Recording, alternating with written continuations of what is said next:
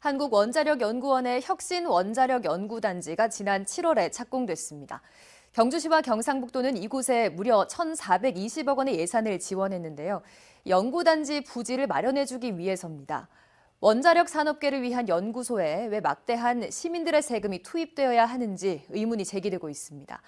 오히려 원자력과 관련한 위험시설인 만큼 경주시가 국가로부터 보상금을 받아내야 한다는 지적까지 나옵니다. 보도에 김영일 기자입니다. 월성원전과 방사성 폐기물 처분장, 사용 후 해결료 임시 저장고 등 경주에는 다수의 원전 관련 시설이 들어서 있습니다. 하지만 방패장 사례에서 보여지듯 경주 시민들의 희생에 대한 보상과 약속은 제대로 지켜지지 않고 있습니다. 경주 시민은 국책 사업을 적극적으로 수행해 국가 발전에 이바지해 왔으나 정부와 에너지 공기업인 한수원은 경주 시민과의 약속을 지키지 않아 시민들이 강한 불만을 나타내고 있는 현실입니다. 이런 가운데 지난 7월 경주시 간포읍에 착공한 원자력 연구단지에 대한 지자체의 예산 지원이 과연 타당한지 의문이 제기되고 있습니다. 경주시와 경북도는 연구단지 부지 매입비로 각각 1,010억 원과 410억 원을 지원하기로 결정했습니다. 그런데 경주시가 지원한 1,010억 원 가운데 900억 원은 기피시설이었던 방패장을 유치한 대가로 한수원으로부터 받은 돈인데 이렇게 함부로 사용해도 되는지 의문입니다. 방패장 유치하면서 받은 보상금인데 이 보상금이 주민 복리가 아니라 다시 핵산업계를 위해서 쓰인다는 게 첫 번째 문제인 거고요.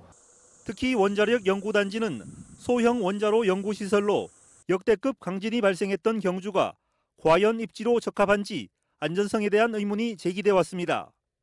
이 때문에 경주시가 연구소 부지 매입비를 지원할 것이 아니라 국가로부터 도리어 원자력 관련 위험시설에 대한 지원금을 받아내야 한다는 지적도 제기되고 있습니다. 사실상 이렇게 새로운 원전을 연구하는 상당히 위험한 시설이거든요. 그런 위험한 시설에 우리 주민들의 돈이 들어가는 것도 문제라고 생각을 합니다. 핵산업계로부터 돈을 받아가면서 유치를 해도 유치가 될까 말까 한 시설인데. 이에 대해 경주시는 원자력 연구단지 유치를 통해 새로운 일자리를 창출하고 1조 7천억 원의 경제적 파급 효과를 기대할 수 있다며 부지 매입비는 불가피한 투자라고 밝혔습니다.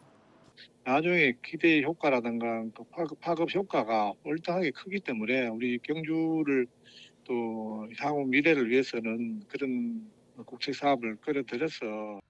하지만 순수 연구기관에서 조 단위의 막대한 경제적 파급 효과가 과연 발생할 수 있을지, 또 원자력 산업계를 위한 연구시설에 왜 경주 시민들의 세금 1,010억 원이 사용돼야 하는지 여전히 쉽게 설명되지 않습니다.